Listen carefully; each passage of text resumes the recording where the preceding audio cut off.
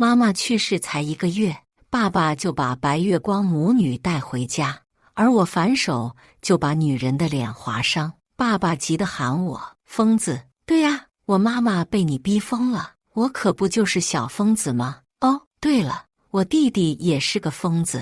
大家好，开始今天的分享之前，希望你能给人间烟火点个订阅，我将会分享更多优质的内容。今天是我母亲因精神病去世满1个月的日子。就在今天，这个曾经自诩一生只会爱我母亲一人的男人，便带了一对母女回来，而那个女儿只比我小3个月，很明显就是孕期出轨。就这都还能被他堂而皇之说是一时犯了错，真是够恶心的。我坐在沙发上看着这对母女，一股冷意从心底蔓延出来，他们被我的眼神吓得停留在原地，这柔柔弱弱的，也不知道够我玩多久呢。温温，你现在不应该是在国外吗？怎么回来了？梦雾看到在沙发上坐着的我，有些惊讶又有些隐忍，随后摆起一如既往的慈父模样。这是白阿姨，还有你妹妹曼芝。爸爸也是最近发现还有一个女儿，总不能让你的妹妹没有爸爸，对不对？这样也好，白阿姨能够照顾你。梦雾年轻时长得仪表堂堂，甚至如今接近50的年纪，也能不淡化她的样貌，温润儒雅是她在外的形容词，可内里她真是配不上。1个月不着家，连自己的亲生女儿什么时候回来的都不知道。我手里把玩着茶杯，有一搭没一搭地看着他们。照顾我，应聘保姆，直接找刘爷爷就行。梦雾一噎，面上尴尬，却还继续哄着我。温温，你们都是爸爸的孩子，曼芝小时候吃了不少苦，你以后对她好点，你是姐姐，多让着她。而且保姆怎么能跟白阿姨比呢？我真不知道你是怎么想的，居然妄想让一个小三进我的家门照顾我。她的苦是我造成的，还是我妈造成的？你可怜她，为什么不早点跟我妈离婚啊？现在在这里装什么慈父？我直接揭穿了她的本色，不留一丝情面。孟温芝，你别太过分了，把你那副千金大小姐的姿态收回去。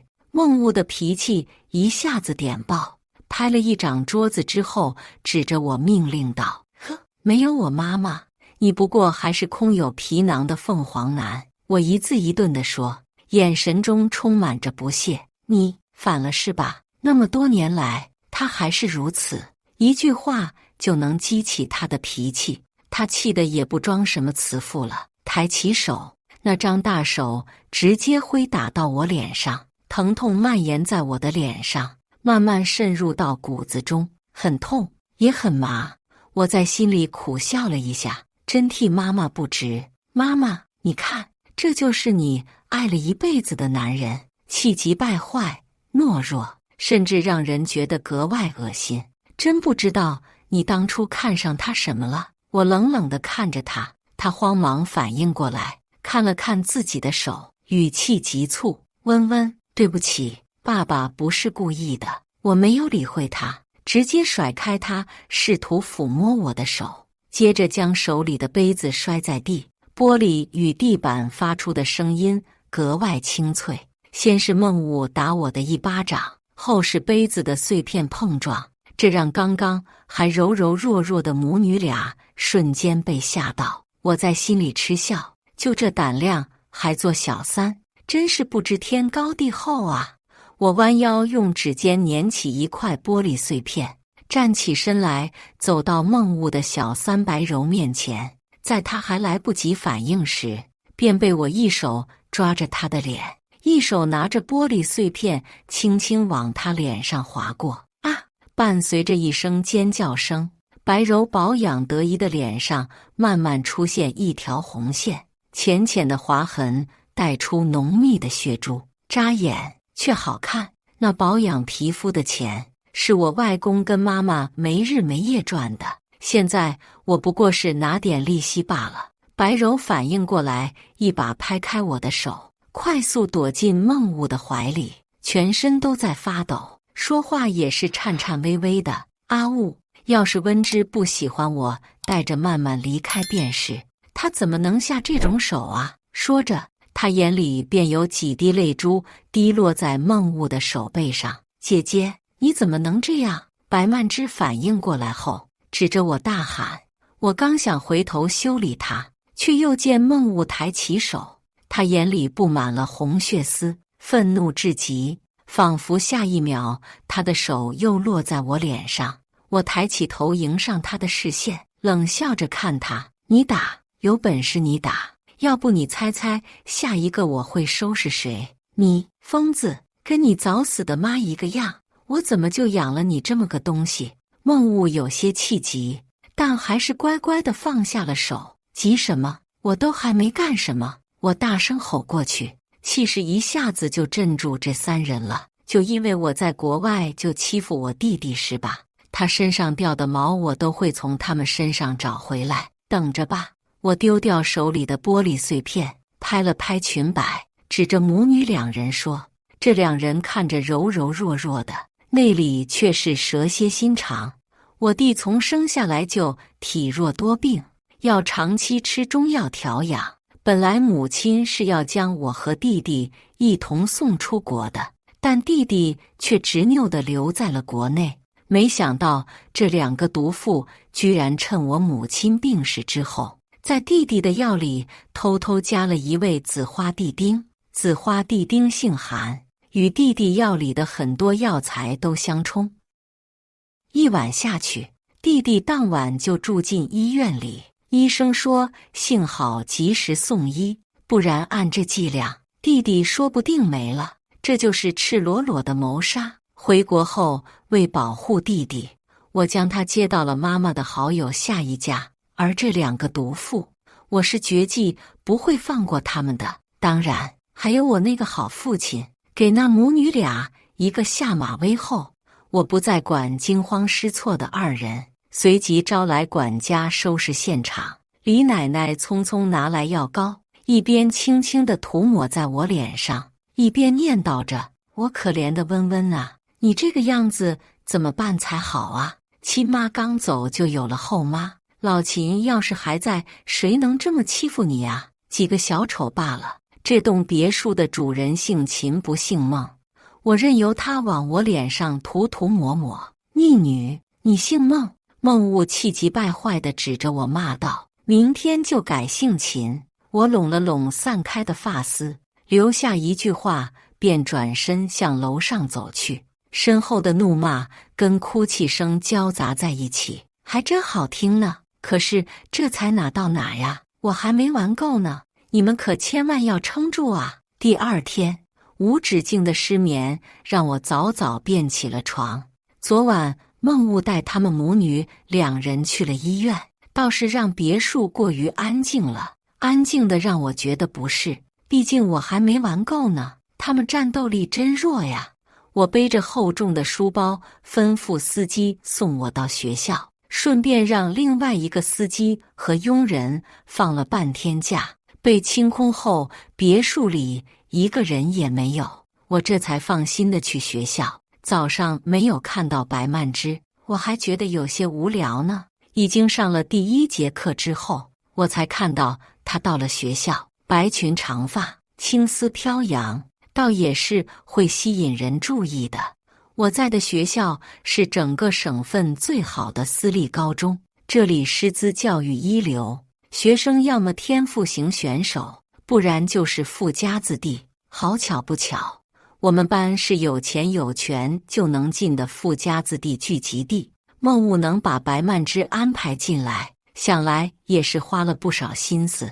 白曼芝一脸柔弱地站在讲台上，温温柔柔地介绍自己：大家好，我叫白曼芝，很高兴和大家在一个班级，希望以后能多多指教。是我小看了她的心理素质，自己的妈还在医院吧，还能这么迅速就来学校。不过也是，能忍10几年才上位的母女，心理素质能有多低？泼天的富贵就在这一时半会的忍让中，怎么可能错过呢？这时，在角落睡觉的梁振突然大声扯着嗓子问：“你爸是谁？”白曼芝显然没想到会有人这么问，他一副受了欺负一般看着班主任，可班主任哪敢管班里的二世祖梁振？求助无果的他最后只能咬牙，轻轻说：“我爸是孟雾胜，我还以为是谁呢？原来是孟雾的女儿啊！”哎，孟温芝，你妹妹。一向看我最不顺眼的徐幼芽嗤笑一声，转头看我的眼神多少带了些不屑。我妹妹早就死了，这不过是我爸在外面弄出来的，这么值得你们关注？我平静地回答，甚至没有看一眼徐幼芽。原来是小三的孩子，倒是开了眼了。这人不就是赶着往上凑啊？温芝，你母亲不是才去世，这就登堂入室了。要说班里最不屑的是什么？那只有小三的孩子，都是家里有权有势的，谁家没点糟心事？最烦的就是外面的小三，登门还带个私生子的。我拖着下巴看了眼说话最凶的徐幼芽，忍不住笑出了声。说话真毒，我真喜欢。讲台上的白曼芝小脸煞白，眼眶发红，可怜兮兮的。普通人可能就会心疼了，可这副模样最让梁振觉得恶心了。果不其然，这副模样给谁看呢？当大家没有眼呢？不是我说，你处理事情的手段不太行啊，这也能让他蹦跶出来，还让你从国外回来继续跟我们混。徐幼芽不会放过任何一个嘲讽我的机会，回头找夏姨学习一下。我给他回了一个大大的笑脸，徐幼芽直接给了我一个白眼。夏姨是他母亲，早年可没少处理小三小四，经验甚是丰富。白曼芝还站在讲台表演委屈呢，班主任只能用手拍了拍他的手以表安慰，心里也极为不屑。如果成绩好点，不就能上实验班了？至于还这种班级受罪，白曼芝的座位被安排在我后面，一点小插曲大家倒也不会放在心上，当个乐子看完也就好好上课了。一节数学课下来，把大部分人听得昏昏欲睡。我也正打算补个觉，却看到白曼芝站到了我面前。姐姐，你今天早上走那么早，爸爸说让你放学等等我，可以吗？你有什么资格让我等你？你妈给你的勇气。大家又乐了起来，纷纷凑过来看热闹。不是的，姐姐，如果你不喜欢我，我跟妈妈走就是了。你别怪妈妈，也别跟爸爸生气，他身体不好。白曼芝说着，眼里盈满了泪水。咦，好大一股白莲的味道。他虚扶着桌面，仿佛下一秒就要摔倒。如果可以，我也不想出声，打扰你们的生活。你的出生是我能决定的，要走就赶紧走，天天在我面前碍眼。要是讨债找你爸去，来找我干什么？我有什么义务照顾你？还是你要叫我爸爸？我说话毫不客气。围观的同学纷纷笑出了声。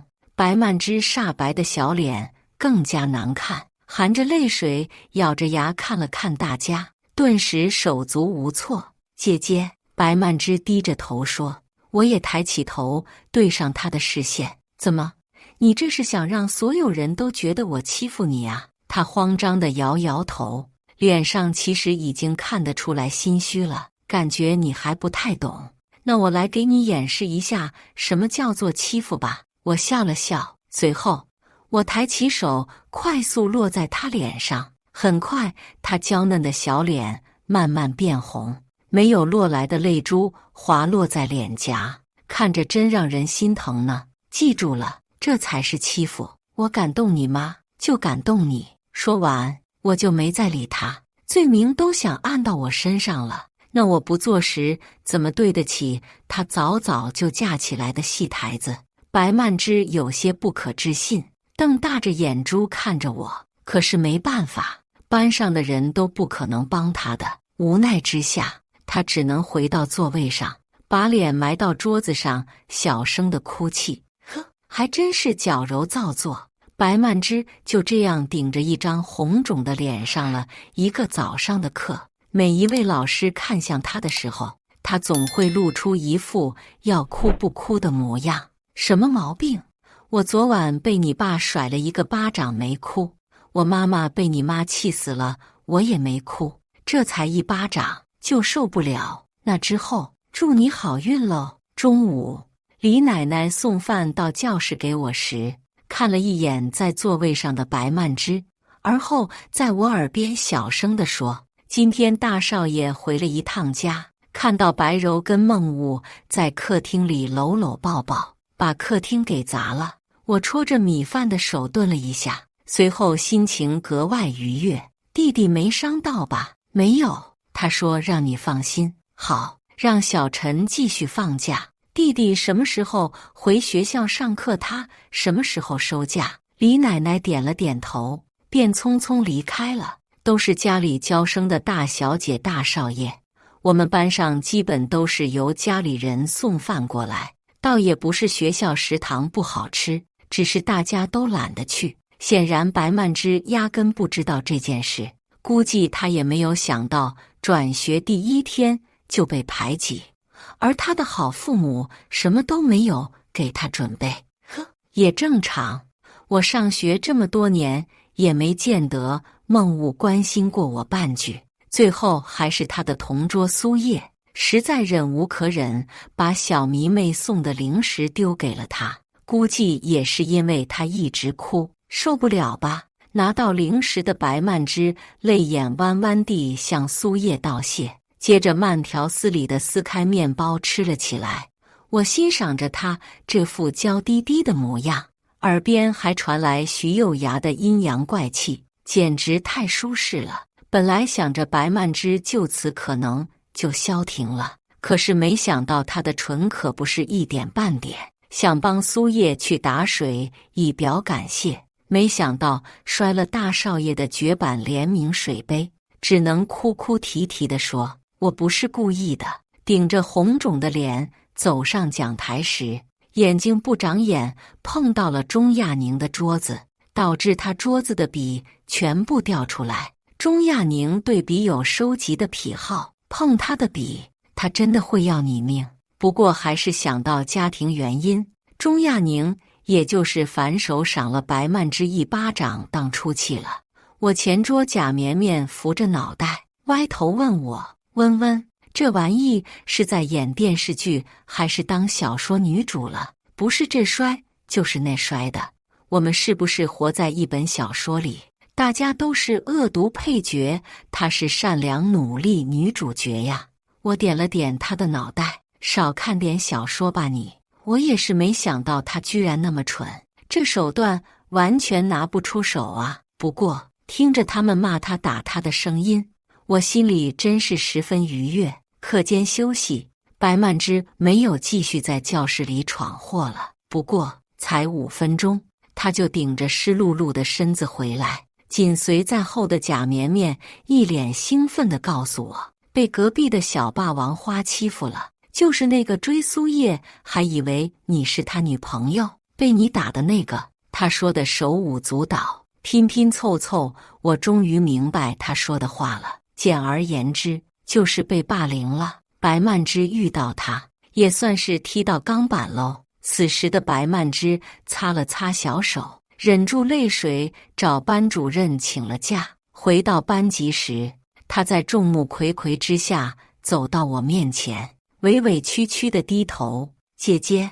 可不可以让小陈来接一下我回家？我刚来没多久，怎么回去都不太熟悉。”我睨了一眼他，倒是把自己当主人了，还挺不客气啊。我话音刚落，周围传来嘻嘻的笑声。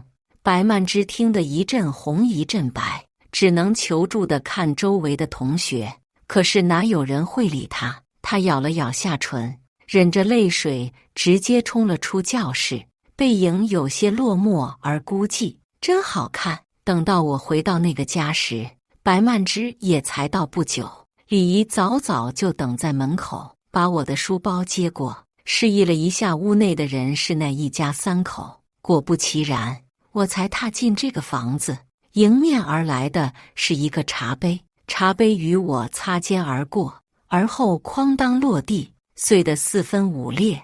我转头看了一眼破碎的茶杯后，忍不住嘲讽地看他们，一个砸碎而已，该不会以为这我就会怕了吧？你难道就不知道照顾一下妹妹，跟别人一起欺负自己的妹妹，让她自己走回来？孟温之啊，孟温之，怎么会有你这样恶毒的人？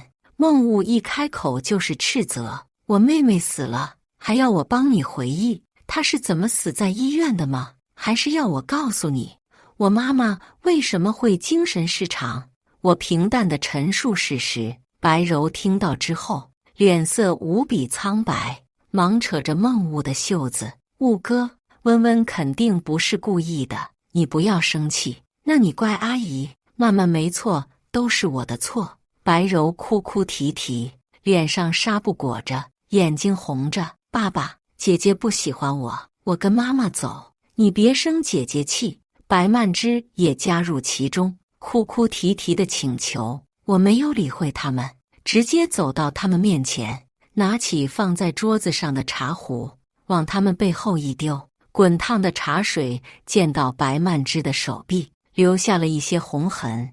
白柔的身上也有一些，甚至茶壶破碎的残渣又让她的身上添了不少新伤。两人都被吓了一大跳。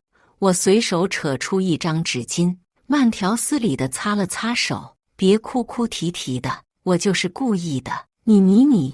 孟雾指着我，语无伦次。随后，我又拿起一个花瓶，就摔在地下。等到那母女不再哭哭啼啼，我才开口：要么现在给我滚出去，要么别怪我再继续动手。白曼芝这张脸好像挺不错的，你说？疯子！白柔也不装了，大声吼我，并拉过白曼芝，护在身后。孟雾猛地起身，想要打我，我的保镖立马从角落里出来，站在我身边：试试，别以为我妈不在了，你就能做这个家的主，你算那根葱啊，一入赘的垃圾！我挑衅，毕竟这个家最疯最大的是我。孟雾反驳不了一点，只能用原始的道德绑架来吼我：我是你爸爸！我冷哼一声，一点血缘而已，没什么重要的。薄情一直是形容他的，可他忘了，基因在这，我怎么就不会薄情呢？哦，为什么他一直不敢动我？还不是因为他心心念念着我跟弟弟手里的股份。凤凰男就快拿下公司了，只差哄着我跟弟弟将外公留下的股份拿到手了。外公生前立下遗嘱，等到我们成年才能把股份转到我们名下，如果出现任何意外，股份就给他的左臂右膀手陈董。不过这些东西我都不太懂，我最大的乐趣是怎么欺负这几个人。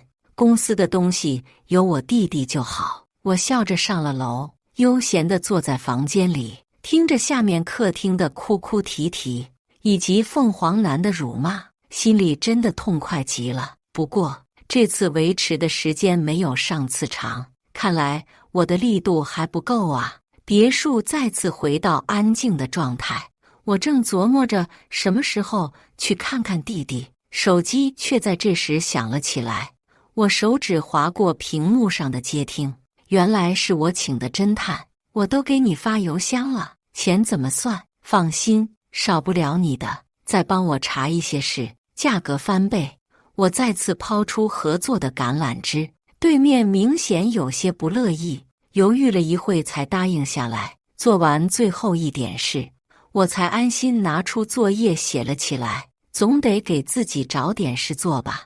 也不知道白柔怎么教训的白曼芝，这2天也是什么妖都没做，在学校也是安安分分，弄得我少了不少乐趣。不过你不作妖，我就做。我一个疯子怎么可能忍得住啊？真的嫌弃周五来得太慢了，盼了许久才盼来。放学之后，我先去看了一会弟弟，到达徐家时，徐幼雅很不情愿地将我迎进去。夏姨看到我，抹着泪，握着我的手，不断安慰，看得徐幼雅一阵嫉妒。妈，我是你女儿，还是她是你女儿？都是。夏姨和稀泥道：我跟徐幼雅从小一起长大，虽然她处处看我不顺眼，但当我家有难时，她是第一个提供帮助。可我也是后来才知道，原来她一直很喜欢我弟弟，顿时就感觉有些送羊入虎口的感觉了。幸好弟弟也喜欢她，他们俩现在相处非常好。知道我来了后，弟弟很快从楼上下来，我的双胞胎弟弟顶着一张和我一模一样的脸，却足足比我高了一个头。看着这高大的身材，谁能想到他隔三差五就生病呢？弟弟乖乖坐下，叫了我一声姐姐。我抬手揉了揉他毛茸茸的脑袋。你在下一家住着，哪也别去，有空我会来看你。弟弟很听话地点点头。姐姐你要小心，姐弟的羁绊不是说说而已。我的弟弟这么聪明，怎么可能不知道我要做什么？只不过是不给我添麻烦罢了。我的弟弟学习天赋高，16岁已经保送北城大学，现在在公司处理业务的能力也超级厉害。但他其实也是个疯子，不过没我疯罢了。我看着他有些疲惫的脸，只是摸了摸，终究没有说话。我会照顾好言之的，不会像你一样。徐幼雅冷哼了一声，我耸耸肩。现在除了他们一家，我信不过任何人。保证了弟弟的安全后，我才有更多精力对付敌人。我没待多久也离开了，毕竟那个家还有一场好戏等着我呢。果然没有辜负我的期待，还没进去就听到了一阵阵声响。我踏着轻快的脚步进去，就看到客厅里围着一屋子的人。我故作惊讶地看着孟老太太。呀，奶奶你怎么来了呢？孟老太太头发花白，一张苍老的脸布满了皱纹，因着常年下地干活，显得格外黝黑。反而一旁的孟老爷子瘦瘦的，皮肤甚至比老太太好上不少。我不得不感叹，吃软饭也是一脉相承。你个死丫头，放学不回来，你去哪里鬼混了？老太太向来不喜欢我，因为我只是个丫头片子。封建了一辈子的老太太可是秉承嫁出去的女儿就是泼出去的水，认为我迟早是别人家的。有孟雾读了名牌大学又十分有钱的儿子，孟老太太在村里也是非常出名，谁见了都得对她尊敬，甚至不少人来问她儿子怎么才能有出息。可偏偏我妈条件太好，加上性格强势，这让老太太很没有脸面。现在我妈去世了，这不是刚和她议，果然她一来就开始折腾白柔母女俩，就想给他们一个下马威呢。我眼神都不想给她，只是把书包交给李奶奶，自顾自地坐下，端起茶水来喝。我去看弟弟了。轻飘飘的一句话，老太太可是立马转变了态度。哎呦，我大孙子呢？我还以为你知道呢，生病了，被这两个欺负病了。我睨了一眼站在一旁的白柔母女俩，怎么回事？严不严重？一听大孙子生病的孟老太太显得格外激动，这架势恨不得马上要见到人。毕竟就一根独苗苗，反应能不大吗？没事，再住上半个月就行了，到时候我再带他回来。我轻轻抿了一口茶，接着放下杯子。奶奶，你这么喜欢孙子，要不让我爸再生一个？我不紧不慢地看一眼白柔，要知道当年他因为他生白曼之时大出血，听闻是之后都怀不上的了，而就因为一时的嫉妒，他就抹灭了我妹妹的一条生命。我这不还要还他一份礼吗？你说的对，让你爸再生一个，不能下蛋的赶紧把位置让出来，我要重新给我儿子选一个。我笑了笑，是啊，奶奶，听说乡下的很会生呢，基因差点没关系，我亲自带。在他眼里，我再怎么不堪也是个大小姐。我弟弟智商这么高，我肯定也不差。而且我弟姓秦，不姓孟。这老太太不瞒已经很久了，如果能重新培养一个孙子，那就最好了。至于孟武能不能生出来，那就不关我的事了。茶水喝完了，火也点了，接下来就是他们自由发挥的时刻。我拍了拍手，径自回了房间。楼下的鸡飞狗跳可就不关我的事了。真希望老太太能撑久一点，别让我失望啊！很快，楼下便传来了老太太尖酸刻薄的咒骂声，偶尔还有李奶奶的点火，夹着白柔的示弱和讨好，瞬间变得热闹起来。接下来几天，李奶奶给我转述他们的斗智斗勇。老太太不是使唤白柔做饭，就是指使白曼芝洗衣，一个家被搅得天翻地覆。孟物更是没法调节，直接躲到别的地方去了，就算是晚上也不回来。娇娇嫩嫩的白曼芝和白柔硬是被蹉跎出了几个黑眼圈，真是有趣。这天晚上，我照常回到了别墅，便看见一个女人坐在沙发上，样貌远不及白柔的一半，但是身材确实丰满，而且胜在年轻。孟老太太笑着对我说：“那个温芝啊，来见过你廖阿姨。”女人开朗一笑：“你就是温芝吗？长得真好看。”我抿嘴礼貌回应：“是吗？谢谢。”这是孟老太太买来生孙子的，不过名不正言不顺，只能先以老太太远房表侄女住了下来。我没有坐很久，没一会儿就回房了。等到孟武回来之后，注定又是一场鸡飞狗跳。果然，他一回来就开战，那争吵声和哭泣声真的越听越让人兴奋。我知道今晚肯定有人来找我，3楼一整层都是我的空间。我慢慢地等待着时间过去，直至凌晨1点，门外终于响起了脚步声，随后是轻轻的敲门声。进来，我示意了一下，他便坐在我对面。你年轻，看上我爸不可能的。廖红梅想笑，却在眼里带着一点怒意。我是被你家买来的，我爸妈要给我弟娶媳妇，你奶奶给了他们50万。我没有什么耐心听故事，你帮我套出孟物的话，我放你走，并且给你一笔钱。廖红梅没有接话，我接着开出我的交易条件。我还能把你弟的婚礼搞砸了，顺便把你儿子接过来。他突然抬起头，我凭什么相信你？除了我，你相信不了任何人。李奶奶应该跟你说了吧，这个家能做主的只有我和我手里的股份。他顿了一下，为什么帮我？我没有帮你，各取所需。你不怕我出卖你？我盯着他的双眼，笑了笑，没有说话。在他入了老太太的眼的时候，他的一切信息都在我的手里。以他的条件，我不觉得他有胆量出卖我。你要我怎么帮你？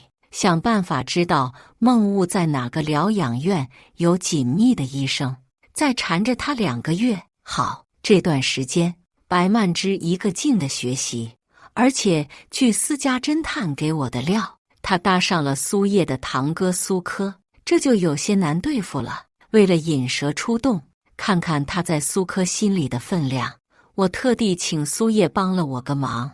我瞥了一眼正埋头苦做题的白曼芝，随后给苏叶示意了一个眼神，后者立马会意。他站起来大声说：“嘿，我就要生日了，这周办个聚会，你们来不来？”其他人都纷纷应下。公子哥的聚会往往就是如此。徐幼牙一脸傲气，带着些不屑问我：“你去不去？”“不去。”我随口回了一句。只要我不参加，那么白曼芝就一定会出现。果不其然，苏叶当晚就将班上的人一起带到了家里，里面就有白曼芝，这倒是便宜了白曼芝。这场宴会让他结识了很多人，也让他在我们圈子里面活跃了起来。而我又去看弟弟了，我们一起站在阳台看星空。徐幼芽一脸恨铁不成钢的表情看着我，你就这么看着他，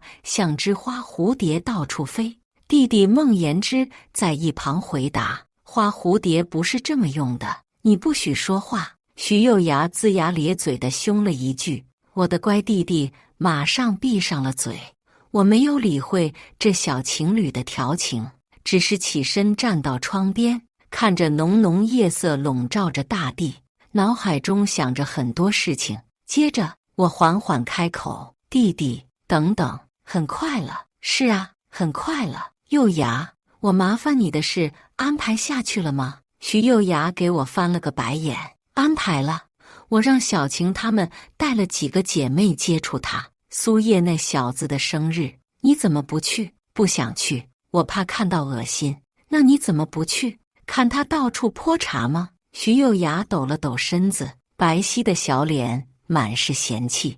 我没有待多久就回家了，回去路上接到了苏叶的电话，对方的吐槽像是吐瓜子一样。大姐，我受不了了，你爸那私生女是不是有帕金森啊？他不是把红酒泼到了我小姑身上，就是把蛋糕掉了我妈身上，好好一个生日宴会乱七八糟的。还有啊，甚至还说她是孟家的千金，你怎么忍得住的？我们都想扇他2巴掌。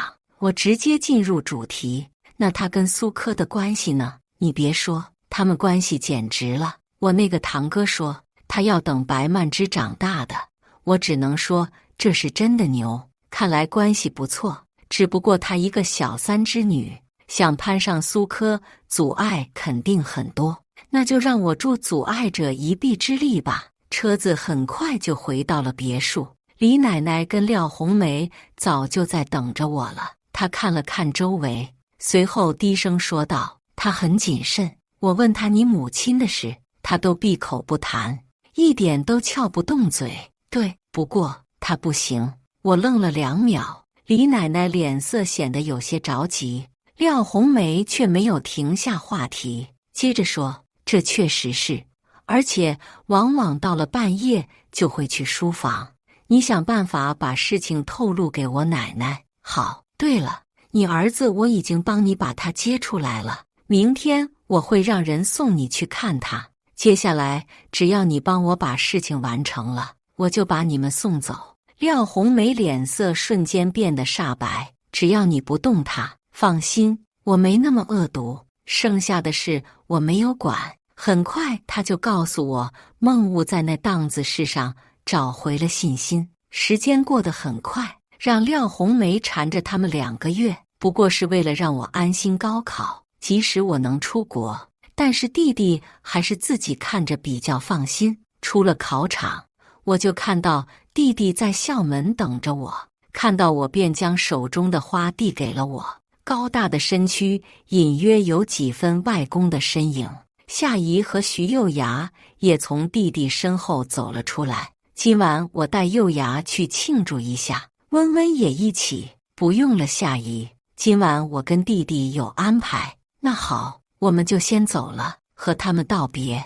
我和弟弟直接到了秦氏集团楼下。这段时间，弟弟已经跟公司的人有了接触，里面有不少外公留下的人，陈董事就是其一。公司上面的事我不懂，但我会给孟雾使绊子。这不，我们刚过了18岁生日，外公外婆给我们留下的股份终于移交到我们手里。姐，孟雾最近频繁接触其他董事，也在找我。弟弟轻轻一笑，露出2颗小虎牙，乖巧的不成样。那我给他找点事做。弟弟点了点头，像之前那样，只要他事多就好了。我恍然，那还不简单，我最喜欢给他找事儿了。当晚回去，我就让廖红梅在孟雾常喝的汤里多下了点小粉末。他第2天果然起不来，直到下午他才去公司。连续几天之后，公司的人多少对他都有些不满，再加上有我弟弟这个小天才做对比，众人的心开始偏移了。果然，孟物很快就坐不住了。那天回家，他叫住我，脸上带着些讨好的看着我：“温温啊，你也满18岁了哟，难为你还记着呢。”真觉得有些讽刺。他尴尬一笑，一会后又端起慈父的模样：“前段时间我实在是太忙了，要不抽个时间补过，你也把言之叫回来，我们一家好好吃顿饭。”“别，我弟弟不吃鸿门宴。”孟温之在呢，怎么了？我玩弄了一下我的指甲，有些不耐烦了。有什么事就直说，你成年了，外公外婆手里的股份也到你们名下了吧？原来在这等着我呢。你看，你也还小，公司的事也不懂，我的股份不多，总归不能说上话。但是我们毕竟是一家人。然后呢，要不把股份转给爸爸？你看你弟弟也不知道，回家也不懂事，交到他手里也会败掉，还不如给爸爸，以后你找对象也有底气。我寻思，以前也没发现你脸这么大呀。你，孟物指着我，眼里都是不可置信。不孝女，恭喜你，终于知道我的不孝了。我乖巧地笑了笑，也没再看他，直接上楼了。李奶奶这会跟在我身后。大少爷说公司没孟物什么事了，你看看还要不要干点什么？要啊，干嘛不要？傻子才不要。行了，你让廖红梅走吧，送她去南边，越南越好。李奶奶点点头。本来白曼芝很久没回来了，没想到一回来她就给我个大惊喜。白曼芝一看到我回家，就有些害羞地看向我：“姐姐，苏科哥哥说你要是喜欢也能给你介绍几个的。”神经病吧，真是脑子有坑，这都想拉我下水。是啊，女孩子嘛，还得是嫁个有钱的才有用。老太太点头赞同。没想到那么快她就已经策反了老太太了，是吗？那你当初怎么不嫁？哦，不对，我爸嫁了，嫁个有钱的。我淡定地回了一句。果不其然，孟物的脸又开始难看起来。我说错了吗？爸爸，我妈妈也不差呀，虽然算不上很富，但是在这凌云市也不算差了。你个……孟物红着脸，有些气急败坏，最后甚至晕过去了，就还挺没用的。又是一个失眠夜。第二天一早，我开心地约上徐幼芽和苏叶去隔壁市逛了一圈，在期间都是李奶奶给我说家里的事。孟物醒来之后发现我不在了，气也没处发，毕竟留着我还有用，于是他想把气撒在了廖红梅身上。哪想到当天他出去之后再也没有回来，他气得又晕了过去。老太太也因为廖红梅的事被孟物送回了乡下，好不容易整理好心情去公司，却发现弟弟已经占据了一席之地，何况还有陈董几位我外公留下的人的协助。好在白曼芝攀上了高枝，对他也有帮助，但是他毕竟顶着私生女的名号，苏科总归有些不乐意，便跟孟物谈条件，要他跟白柔领证结婚。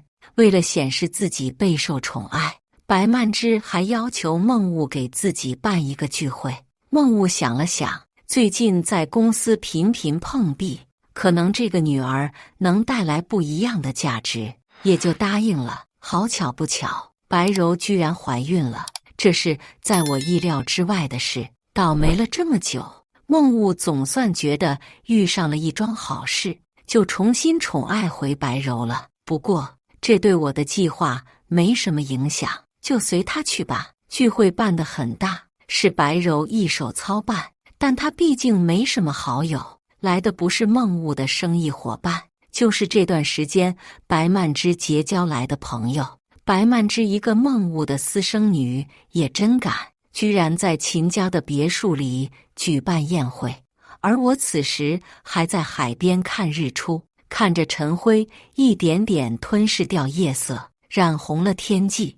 今天的天气很不错，我和苏叶几人订了下午的机票，回去的时候刚好能赶上白曼芝的舞会，终于可以开始收网了。回到别墅的时候，天色已经暗了，院子内的灯光忽闪忽闪的打在我脸上，感觉有些刺眼。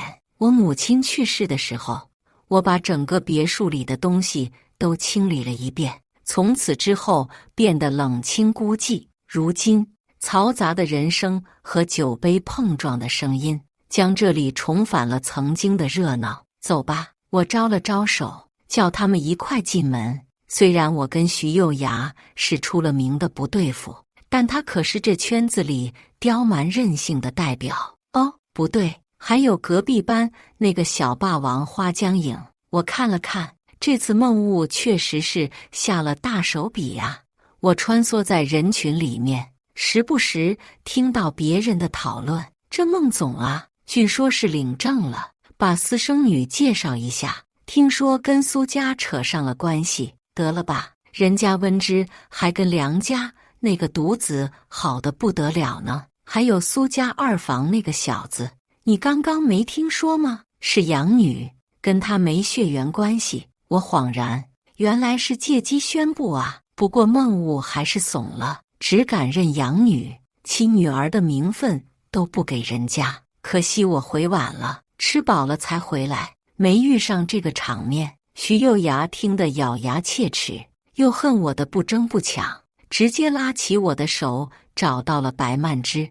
她站在泳池旁边，穿着一袭抹胸红裙，即使还带着一丝青涩，却也掩盖不住她的貌美。她身边还有一个高大的苏科。白曼芝显然看到了我，换上一脸担忧的脸色。姐姐，你这么久去哪里了？爸爸打电话都没见你接，他担心你跟什么人出去了。我扑哧笑出了声。放心，我不跟你一样，小小年纪就跟男人出去鬼混。顺势看了看一旁的苏科，小时候看苏科还人模人样的，没想到现在已经变成人模狗样了。孟温之在胡说八道，别怪我不客气了。我丝毫不畏惧，反问：怎么不客气？是要杀人灭口吗？苏科淡淡看了我一眼，带着一丝冷意。姐姐，你怎么能乱说呢？白曼芝有些急躁，却还是一副柔弱的样子。眼看周围的人慢慢聚集过来，苏科一脸警告地看着我，说不害怕是假的。要知道，苏科是苏叶大伯的长子，虽说是他母亲用了点手段上位的，但那也是长子长孙，从小就承担着苏家的希望，倒也长得不错，不仅学习出众，能力也不差，就是眼瞎，看上了这么个玩意。小时候我还和苏叶一起跟在他屁股后面咯咯咯咯的叫，现在想起来真觉得是见了鬼了。温温，你回来了，这几天也不给家里留个消息，还以为你去哪里了，应该是看到了这边的热闹。孟雾赶紧过来，身边还带着白柔。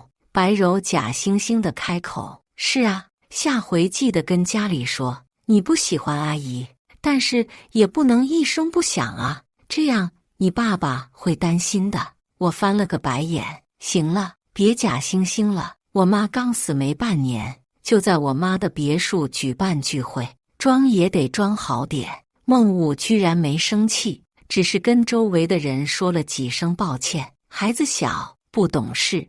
白曼芝脸色也有些难看，生怕我再说出一些什么。苏科大哥，你要不跟我爸爸去那边，我跟姐姐说几句话。苏科看了看我，估计是我的形象过于深入人心，还是有些不放心。白曼芝推了推他，后者终于恋恋不舍地走了。白曼芝慢慢靠近我，眼角却瞥向泳池。真的是还要玩这一套？我直接伸出手，一把将他推了进去。随着扑通一声，紧接着响起了白曼芝的呼叫声，随后就是苏科紧急跳进去，现场顿时一片混乱。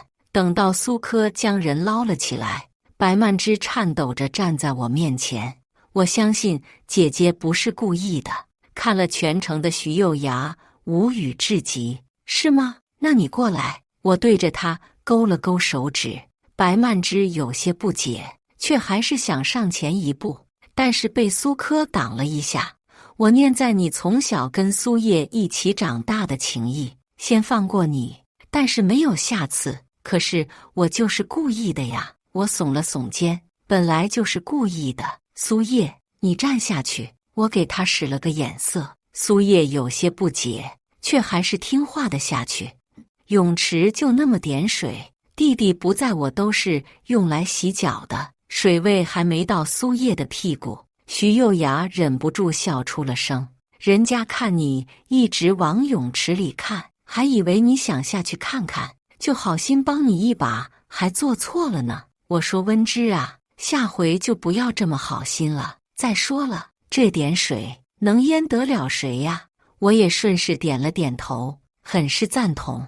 白曼芝的小脸煞白，啧，不愧是小白花，干嘛去堆欺负我姐呢？熟悉的声音传来，我亲爱的弟弟缓缓向我走来。言之哥哥，白曼芝像是局促，双眼一直在我们之间打转。苏柯正想说话，却直接被我弟打断。有意思吗？掉下去了就去换衣服，挤在这里干什么？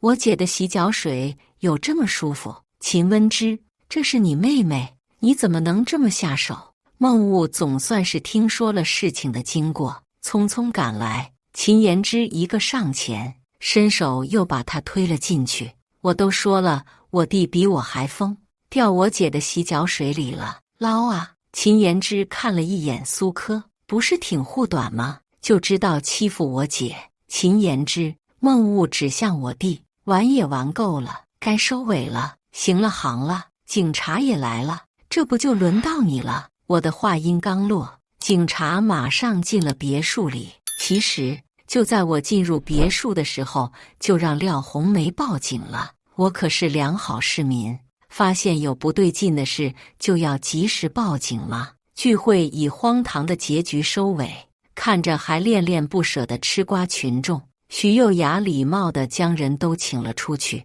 白曼芝和白柔吓得腿都软了，一个劲地扒着苏柯不放。但是我早就请了苏柯的母亲来，这个点他应该快要到了。果然，下一秒，他怒气冲冲地踩着恨天高过来，一把扯过苏柯，盯着白曼芝发狠。